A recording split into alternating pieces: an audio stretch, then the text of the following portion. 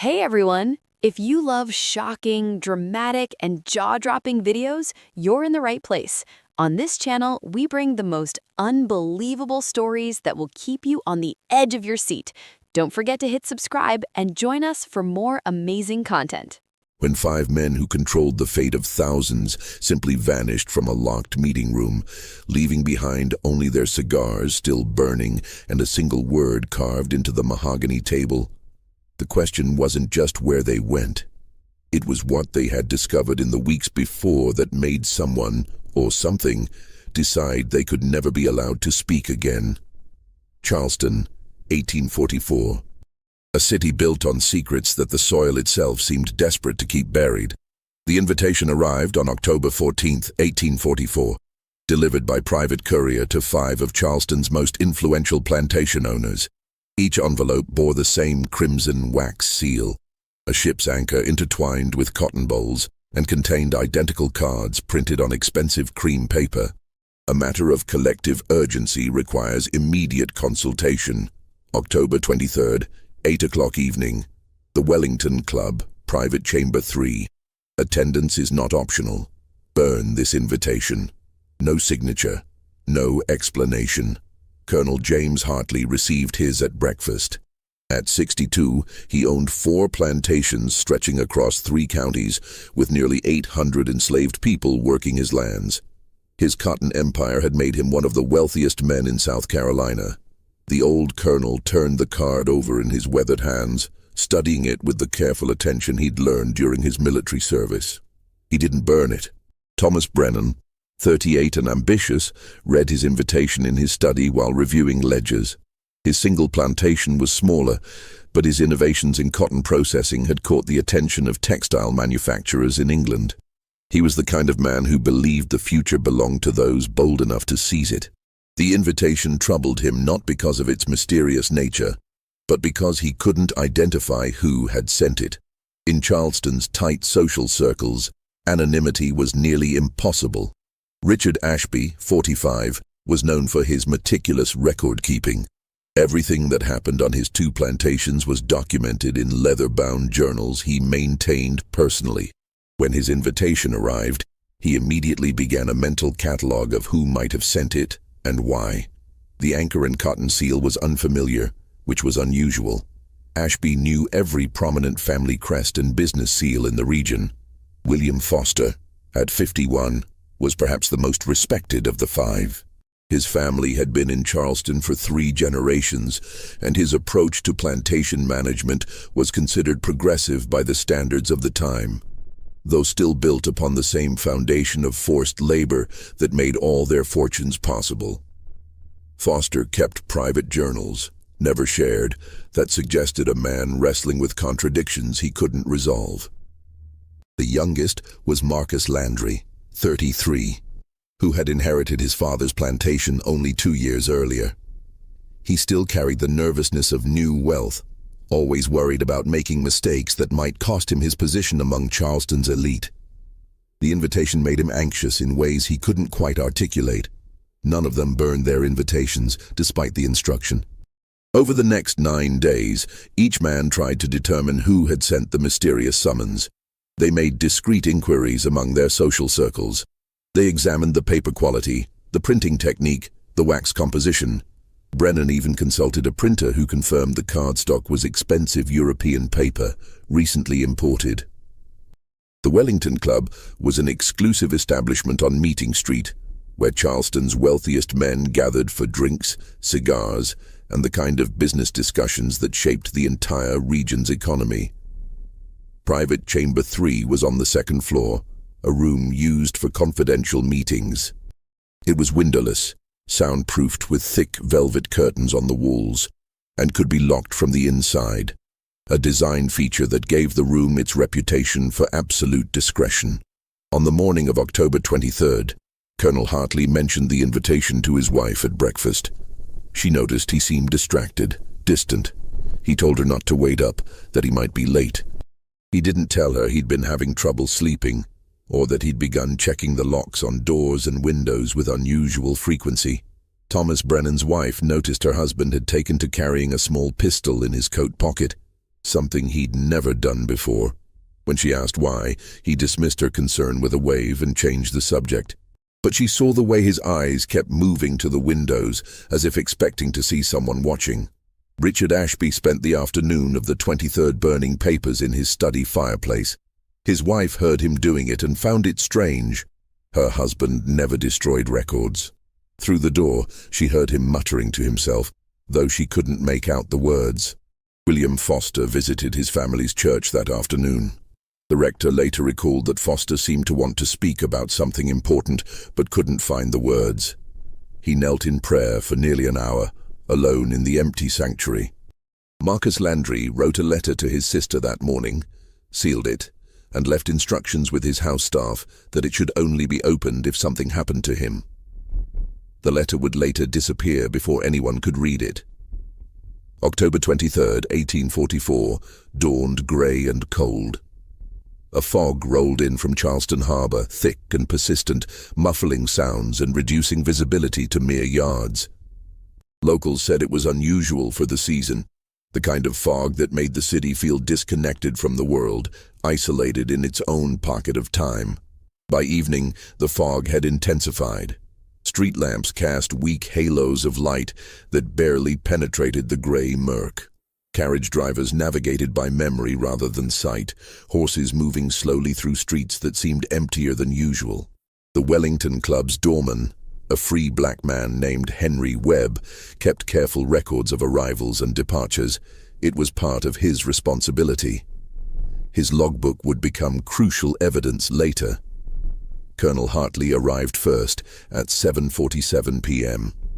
Webb noted the colonel seemed agitated, looking over his shoulder as he entered. Hartley went directly to the second floor without stopping in the main parlor. Thomas Brennan arrived at 7:52 p.m., accompanied by no one, though he paused outside as if speaking to someone before entering. Webb's notation would puzzle investigators.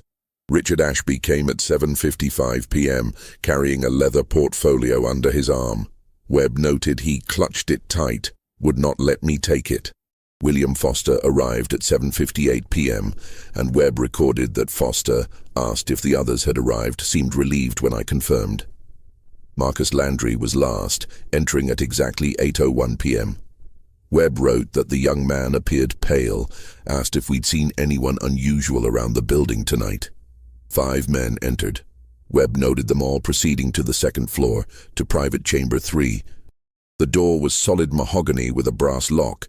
It could only be locked from inside, and there was no other entrance or exit to the room. At 8:03 p.m., Webb heard the lock click into place from inside the chamber. The Wellington Club had 11 other members present that evening, scattered throughout the building. Several would later report hearing the sound of voices from private chamber 3 around 8:15 p.m. Not loud enough to make out words, but the rhythm of serious conversation. The club's manager, Edmund Price, passed by the room at approximately 8:30 p.m. and confirmed hearing multiple voices engaged in what sounded like an intense discussion.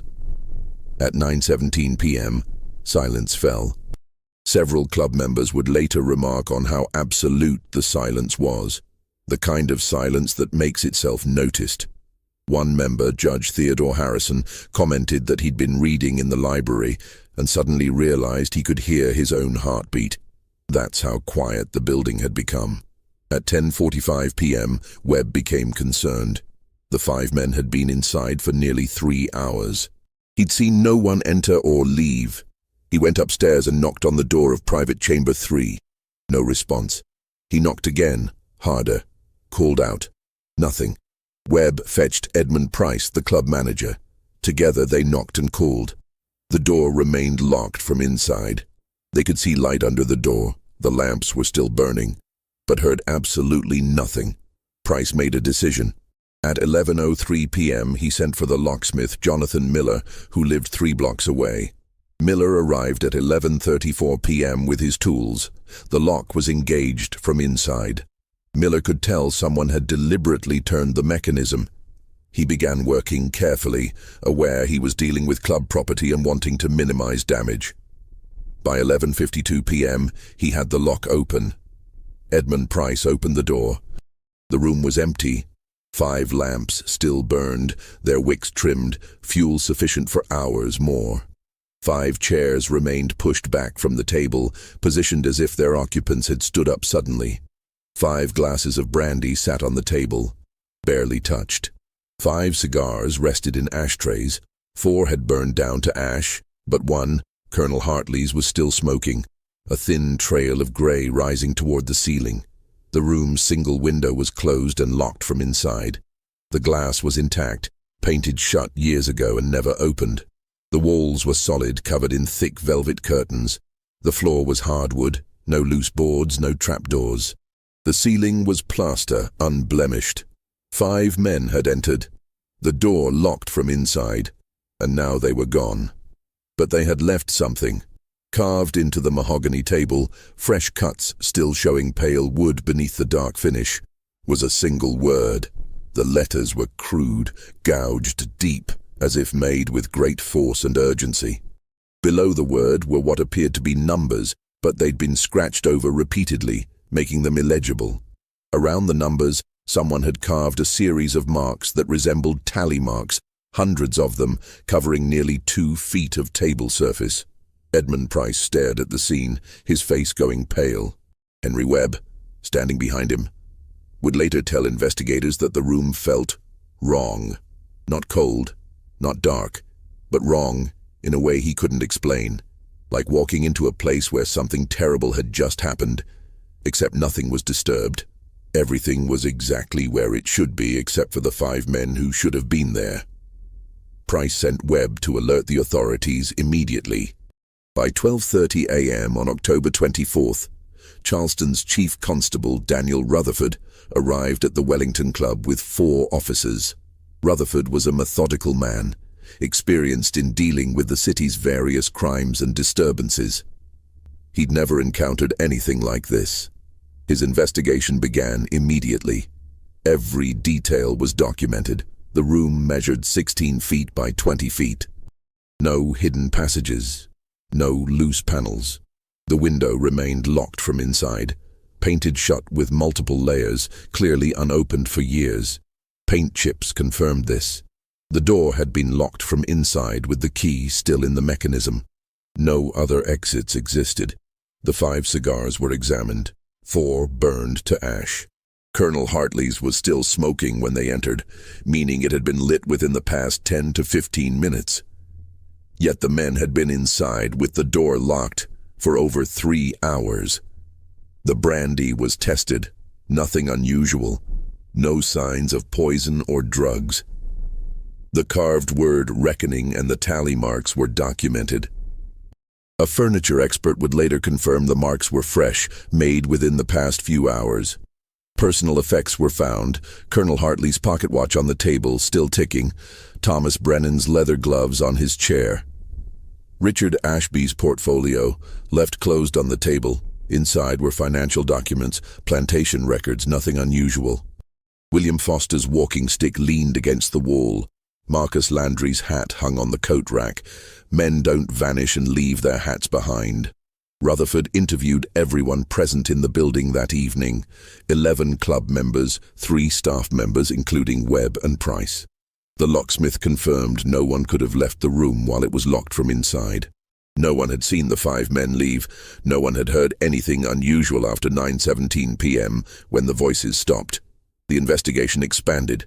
Officers were sent to each man's home. The households of the 5 missing men received visitors in the early hours of October 24th. What Constable Rutherford's officers discovered only deepened the mystery. At Colonel Hartley's residence, they found the colonel's study disturbed. Books pulled from shelves, papers scattered across his desk.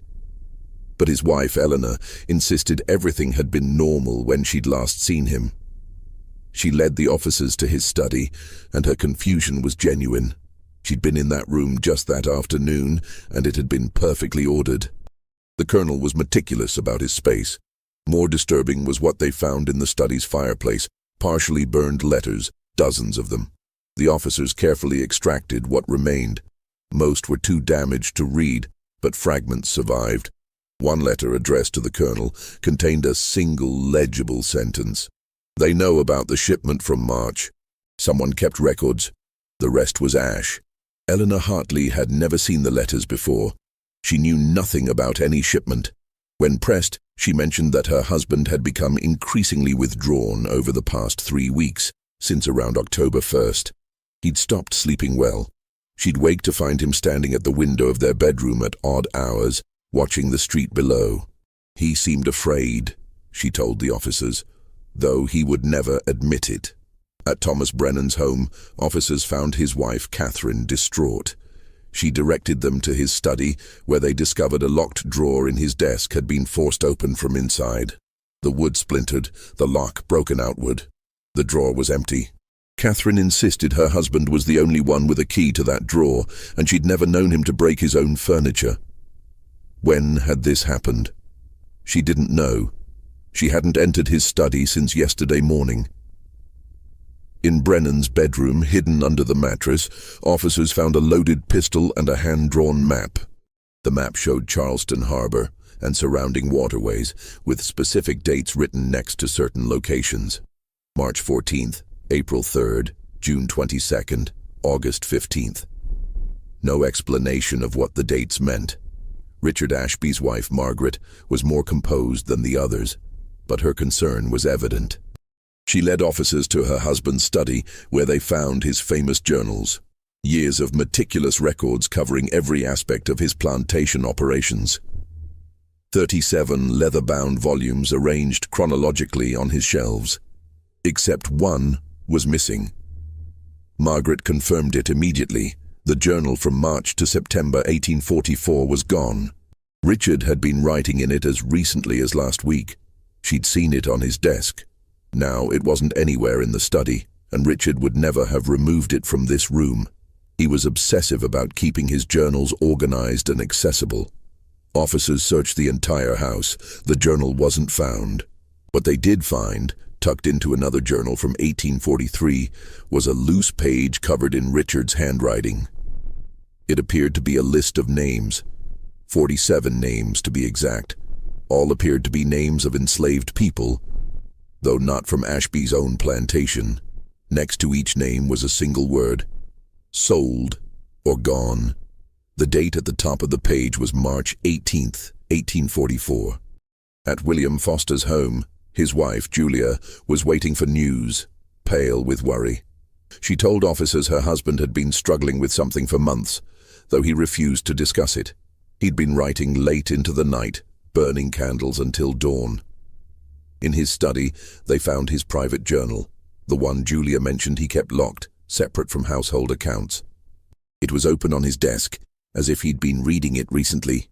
The last entry was dated October 22nd, the day before his disappearance. I can no longer remain silent. What we have done, what we have all done, demands an answer. The others believe we can bury this like we've buried everything else, but some things won't stay buried. Tomorrow we meet to discuss terms. I intend to tell them I'm going to the authorities. God forgive me for waiting this long. The entries before that were similarly cryptic, referencing the agreement, the arrangement, and what happened in March. Foster wrote of guilt, of sleepless nights, of seeing faces he couldn't forget. Marcus Landry's household was the most unsettling. His house staff reported that young Mr. Landry had become increasingly paranoid over the past 2 weeks. He'd hired additional guards to patrol the property at night. He'd begun locking himself in his bedroom. The sealed letter he'd written to his sister that morning was gone. No one knew where it had been placed, and no one could find it. In Landry's bedroom, officers found something that made them exchange worried glances. Scratch marks on the inside of his door. Deep gouges in the wood, as if someone had clawed at it desperately. The marks were fresh, but the door opened normally, wasn't locked or stuck.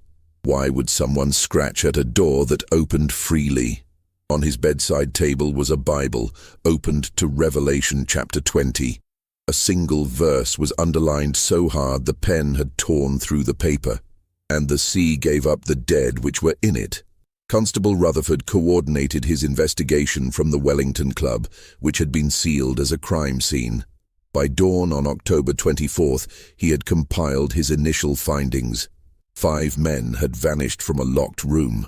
No rational explanation existed for their disappearance, but the evidence from their homes suggested they'd been involved in something together, something that had begun in March 1844 and had been weighing on them ever since. The dates kept appearing: March 14th, March 18th. Something significant had happened that month. Rutherford was a practical man, not given to superstitious thinking. He didn't believe 5 men had simply dissolved into air. They had left the room somehow, and he would determine how. But as he interviewed more witnesses and gathered more evidence, his certainty began to erode. The club's architectural plans were examined. No hidden passages, no forgotten doorways. The building had been constructed in 1798 and renovated in 1832.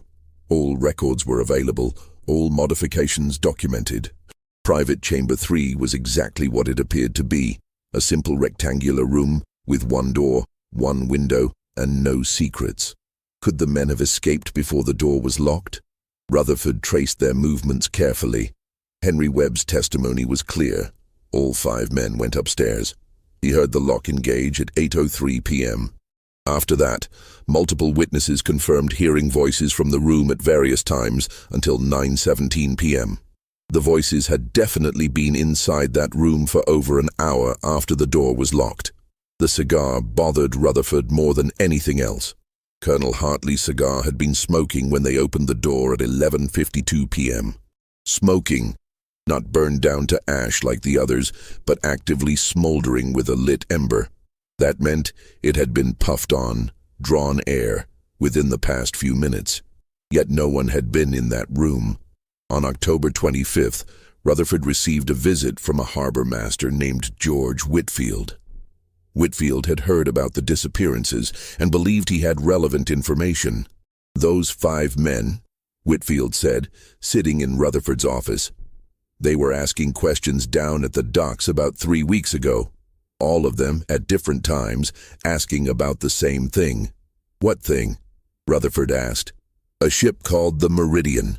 Arrived in Charleston Harbor on March 13, 1844. Left 3 days later, March 16th. The 5 missing men were all asking about its cargo manifest. Rutherford leaned forward. What was its cargo? Whitfield shifted uncomfortably. Officially, cotton and tobacco bound for Liverpool, but there were rumors the Meridian carried other cargo too, cargo that wasn't documented. In 1844, the international slave trade had been illegal in the United States for decades. But illegal trades still occurred, smuggled and hidden, especially in southern ports where enforcement was lax, and many officials looked the other way.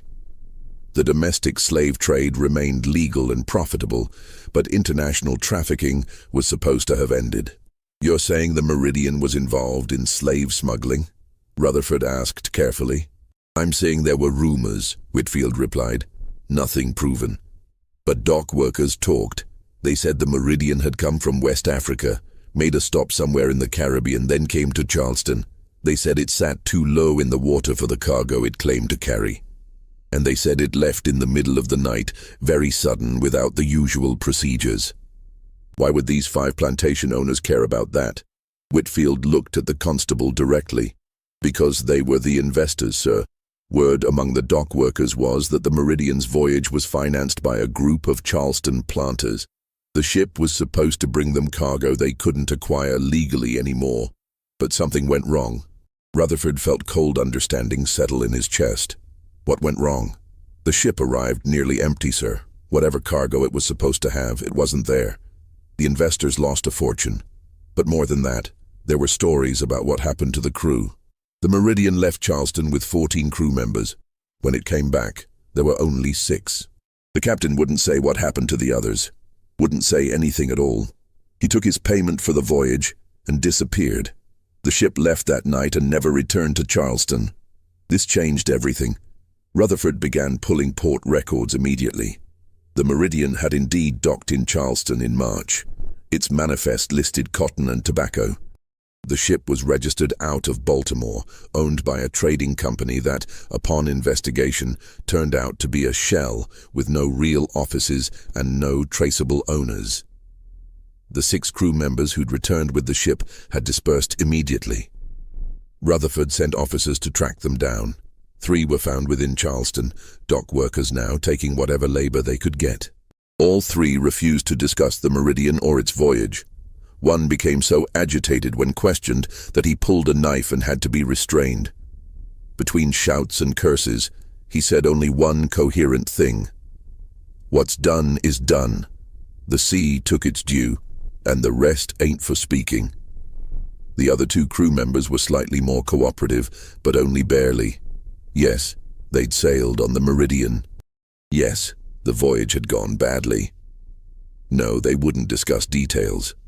When pressed about the missing crew members, both men became visibly afraid. One crossed himself repeatedly and mumbled prayers. The other simply walked away, and no amount of legal intimidation would bring him back to answer questions. The remaining 3 crew members had vanished, left Charleston right after the Meridian departed and hadn't been seen since. Rutherford obtained the ship's official log from port records, but it was useless. Bare minimum entries, nothing about the voyage's actual nature or what had happened. The captain's name was listed as Samuel Garrett, a name that appeared in no other shipping records before or after the Meridian's Charleston visit. The man had vanished as completely as the 5 plantation owners. But Rutherford had dates now. The Meridian arrived March 13th. Based on the evidence from the missing men's homes, something significant happened around March 14th to March 18th. That was when everything changed for them. That was when their fear began.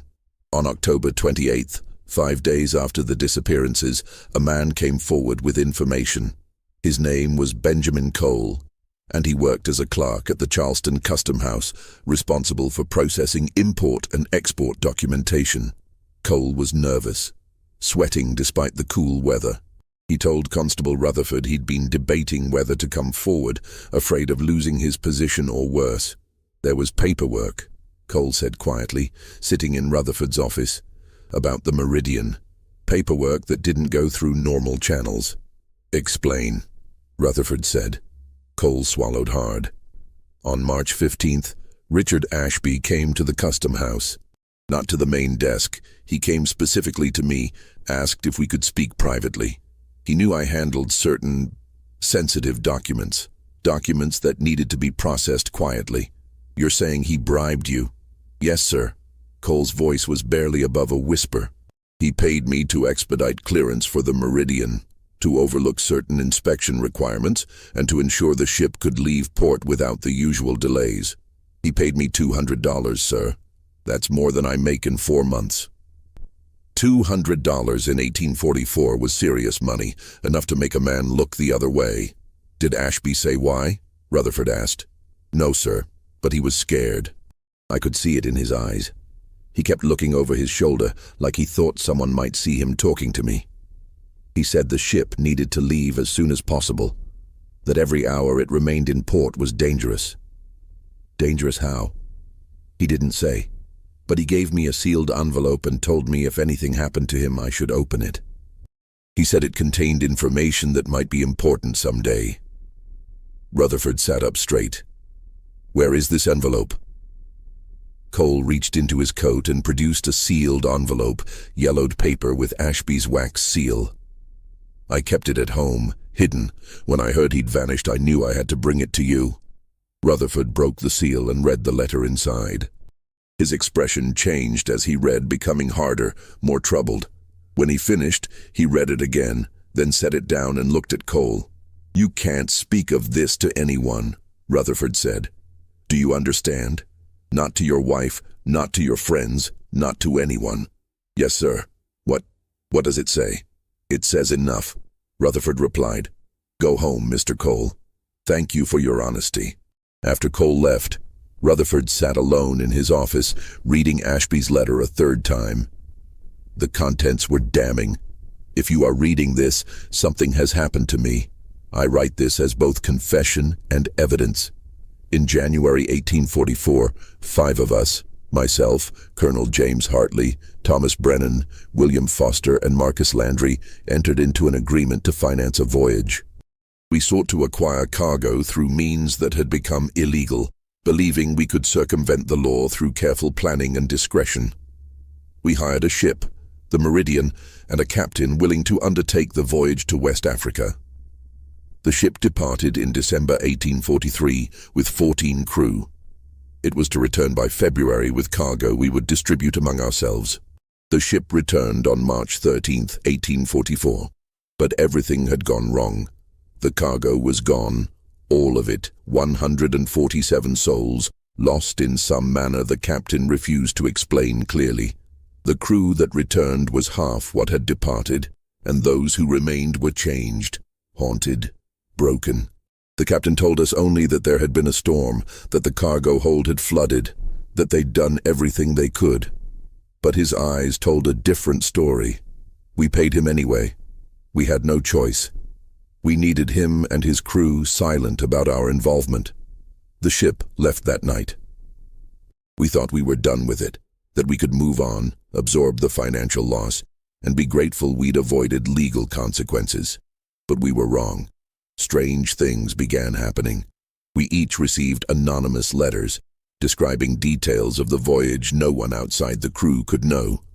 Messages left at our homes, carved into trees on our properties, whispered by people we couldn't identify. Always the same message: someone knows what we did. More disturbing were the sightings. All 5 of us have seen them, figures at night standing at the edges of our properties. When we approach, they vanish. But we see them clearly enough to know they are the faces of the cargo we tried to buy. The faces of people who died because of our greed. I do not ask for forgiveness. I ask only that the truth be known. If something happens to me, investigate the Meridian. Investigate March 1844. What we did demands accounting. The letter was signed and dated October 20th, 3 days before Ashby vanished. Rutherford sat in the growing darkness of his office, the letter in his hands. He was beginning to understand what had happened, or at least the outline of it. 5 men had financed an illegal slave trading voyage. The voyage had failed catastrophically, resulting in the deaths of 147 enslaved people and 8 crew members. The investors thought they could bury the truth by paying off the survivors and letting the ship disappear. But someone had known. Someone had been sending them messages, haunting them, driving them toward some final confrontation. The word carved in the table: reckoning. The tally marks. Rutherford counted them carefully in his notes. There were 147 distinct marks carved into the table, the same number as the lost cargo. Someone had orchestrated the 5 men's disappearance. But who? And how had they vanished from a locked room? As October turned to November, the investigation intensified. Rutherford's team interviewed hundreds of people: dock workers, ship crews, plantation employees, anyone who might have information about the Meridian or the 5 missing men. Patterns emerged. Multiple enslaved people from the 5 men's plantations reported that their owners had become increasingly paranoid in the weeks before the disappearance. Extra guards were hired. Punishments became more severe for minor infractions, as if the owners were trying to maintain control through fear because they themselves were afraid. Several reported seeing strangers on the properties at night, people who didn't belong, walking the grounds after dark. When confronted, these strangers would disappear into the darkness. Guards reported the same thing, figures that seemed to melt away when pursued. One woman named Ruth, enslaved on Hartley's plantation, told an investigator something chilling.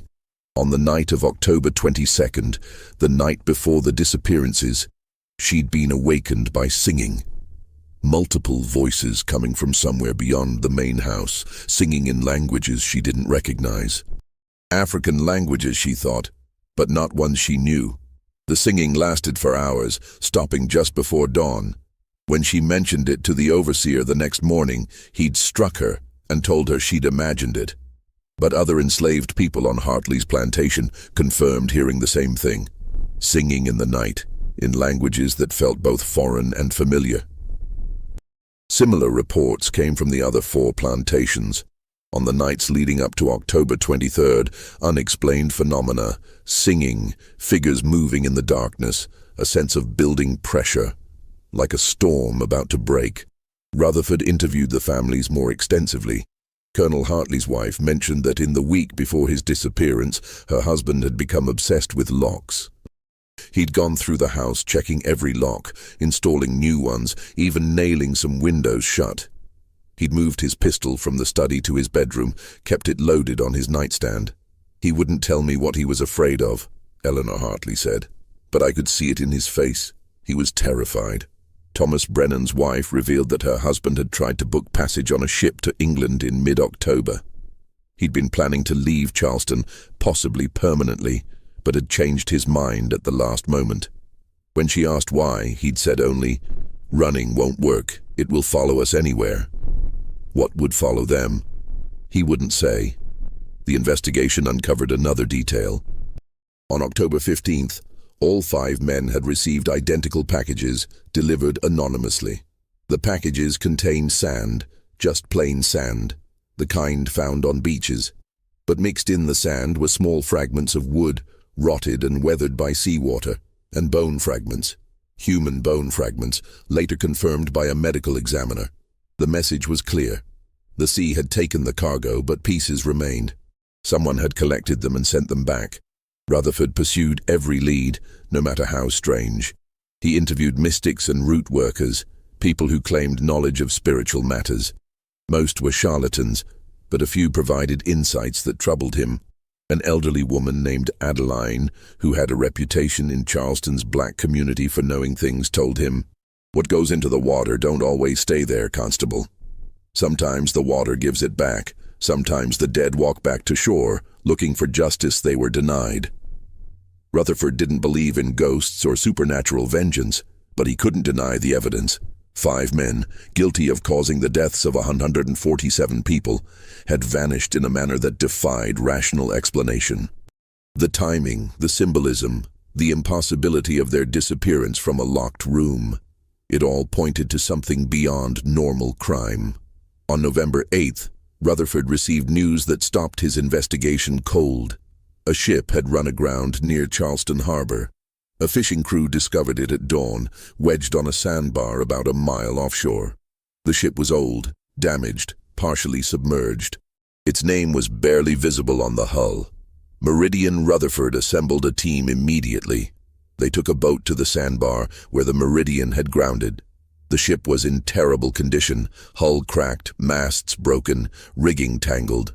It looked like it had been at sea in storms for months, maybe years, despite having left Charleston only 8 months earlier. The smell was overwhelming. Death and rot and seawater mixed into something that made strong men gag.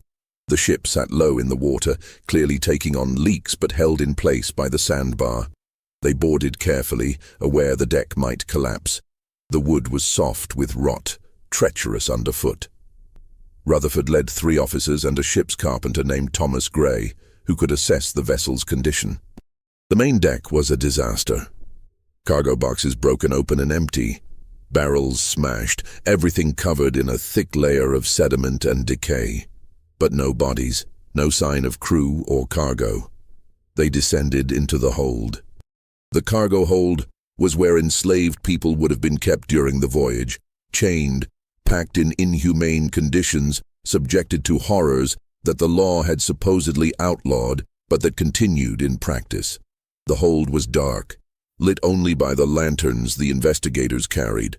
What they found made them understand why the crew had returned broken. The hold was full of chains. Not just chains, shackles, all connected, all still locked, arranged in the patterns used to restrain human cargo.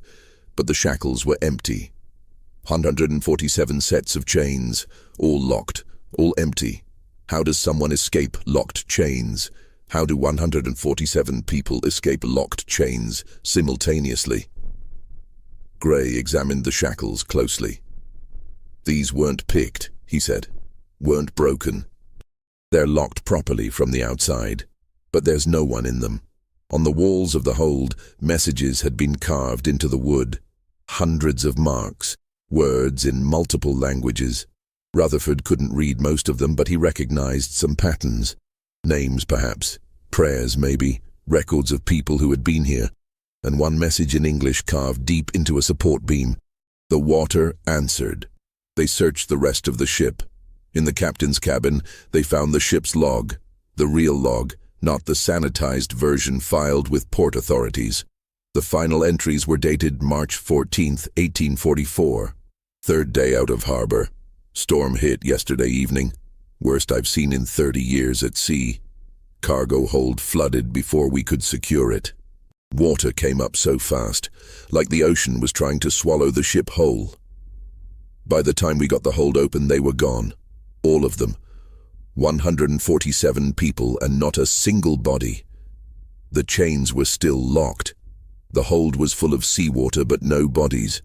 How is that possible? Crew is panicking. They're saying the sea took them, that the ocean demanded payment for what we were doing. Superstitious nonsense, but I can't explain it either. We've lost Johnson, Peters, Mackenzie, Walsh, Davis, Montgomery, Pike, and Reed.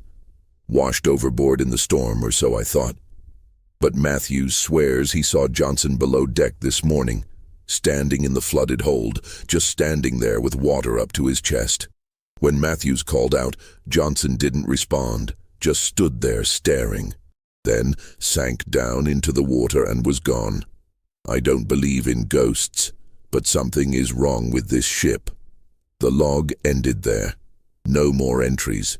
The Meridian had somehow limped back to Charleston, delivered its crew of survivors, then disappeared back to sea. And now it had returned, empty and rotting, as if the ocean had finished with it. Rutherford's team searched every inch of the vessel.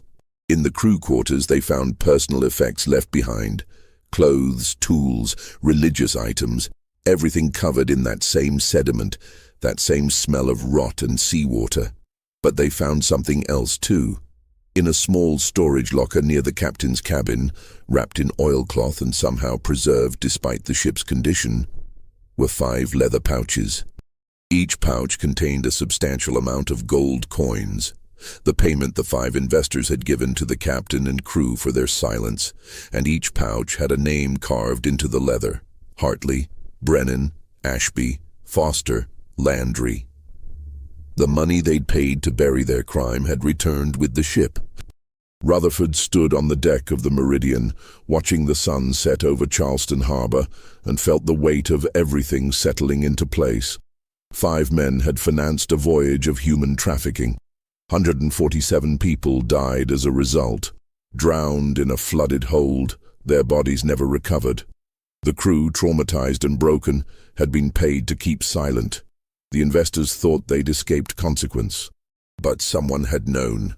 Someone had been haunting them, leaving messages, building toward the night of October 23rd, when all 5 men gathered in a locked room and vanished without explanation. Rutherford had no rational explanation for how they disappeared. But standing on the deck of this death ship, feeling the way it seemed to settle deeper into the sandbar as if trying to pull itself back into the sea, he understood that some crimes demanded answers beyond what the law could provide. The Meridian was towed to Charleston's naval yard and secured.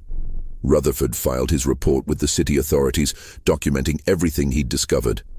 The case of the 5 missing plantation owners was officially classified as unsolved, though Rutherford's report made clear his belief that their disappearance was directly connected to their financing of an illegal slave voyage that had resulted in 147 deaths. The disappearance of 5 prominent plantation owners sent shockwaves through Charleston society. The families demanded answers, threatened legal action, hired private investigators. But no additional evidence was ever found. The room at the Wellington Club was examined by experts from as far away as Boston. Structural engineers, architects, even a stage magician who specialized in exposing fraudulent spiritualists. No one could explain how 5 men had left a room locked from the inside, leaving behind only their personal effects and a freshly smoking cigar. The table with its carved word, reckoning, and its 147 tally marks was kept as evidence. The Wellington Club eventually closed that room permanently, unable to rent it to members who found it deeply unsettling. The 5 widows faced financial difficulties. The investments their husbands had made in the Meridian represented substantial sums, money that was never recovered.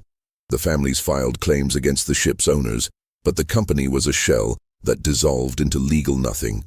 The Charleston courts eventually ruled the families had no recourse. More quietly, rumors spread through Charleston's enslaved communities. Stories of 5 powerful men who had tried to traffic in human lives and had been called to account. The stories varied in details, but carried the same message. Justice exists beyond the laws written by men. In December 1844, the Meridian sank at its moorings in the naval yard. No storm, no obvious damage. The ship simply settled into the water overnight and was gone by morning. Attempts to raise it failed. It's still there, buried in harbor mud, a grave marker for 147 people whose names were never recorded in official histories. Throughout the winter of 1844-1845, investigators continued searching for the 5 missing men. Bodies never surfaced. No witnesses came forward with credible sightings. It was as if the men had been erased from existence, leaving only the mystery of their final night and the evidence of what they'd done. Benjamin Cole, the custom house clerk, died in February 1845, found drowned in shallow water near the docks. The official verdict was accidental death, but there were no witnesses, and the circumstances were suspicious. Some believed he'd been silenced for what he knew. Others thought guilt over his role had driven him to take his own life. The 3 surviving Meridian crew members who'd been found in Charleston all left the city within weeks of the ship's reappearance. None were ever located again. The documentary trail suggests they changed their names and disappeared into other port cities, trying to escape whatever haunted them. One member of the Meridian's crew did resurface years later. In 1852, a sailor in Boston named William Thatcher, dying of pneumonia, gave a deathbed confession to a priest. Thatcher claimed he'd been on the Meridian in March 1844. He described the storm, the flooded hold, the impossible disappearance of the chained cargo, but he added details that had never been publicly reported. According to Thatcher, in the days after the storm, the surviving crew members experienced shared nightmares. Every night, they'd dream of drowning, of being chained in darkness while water rose around them.